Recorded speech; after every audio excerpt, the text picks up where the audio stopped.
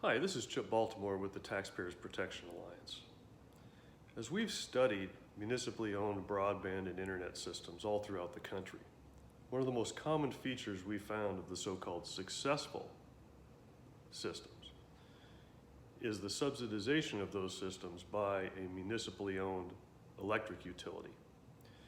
These electric utilities will often loan money to the broadband utility to subsidize the construction costs, sometimes up to 50%, and the ongoing operations by paying for such things as smart meter access. This is all done under the guise that the electric utility gets some benefit out of this. But really what the electric utility is a deep pocket, a big slush fund for the communications utilities, the broadband utilities, to borrow money from, and for the utilities to transfer funds from electric ratepayers to the broadband utility. Now, one of the most egregious situations that we've seen of this type of situation is in Muscatine, Iowa. In 1997, the city of Muscatine decided to start a communications utility to provide internet service and cable television service to its citizens through a communications utility.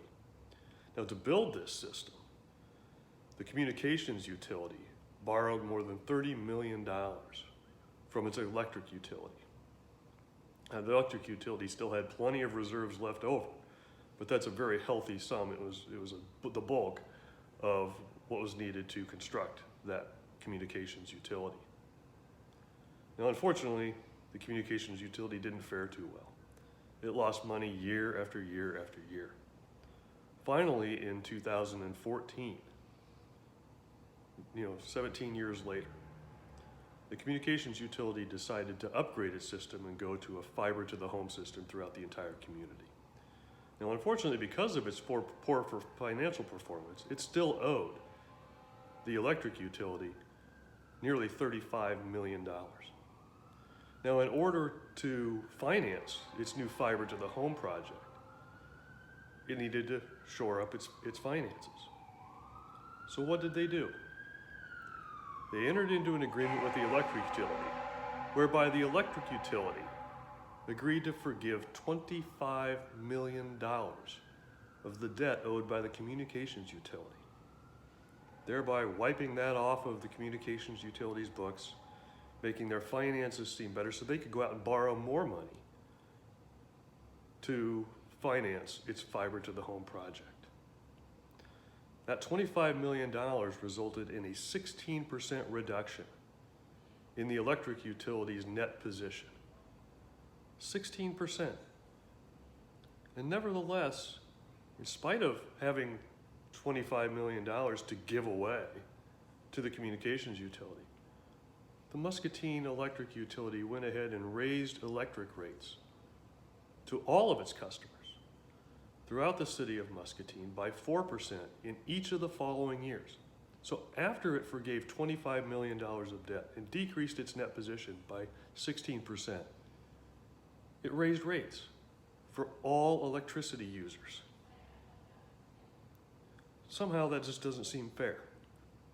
Even if you decide not to purchase the city's internet service or their fiber to the home internet, you're still paying for it because the city electric utility has a monopoly. You have to buy your electricity from the city. And they raise your rates at the same time that they're forgiving loans to the communications utility. This is the kind of system we have. This is the kind of games, financial games, that these utilities will play in order to get a municipally owned broadband system. It's just one example of many. Unfortunately, it's one of those things that people need to be on the lookout for and citizens need to be aware of. I can guarantee you that not very many people in the city of Muscatine know that when they pay their electric bill, part of what they paid for over all those years to build up $25 million of reserves to give away to build a communications utility, a fiber to the home system. They didn't know that. But that's one of the reasons why we're doing these kind of videos. Please pay attention if one of these situations is coming to your town, and make sure that you educate yourself on the impact of your electric rates if your electric utility is going to loan money to the communications utility. Thanks for listening.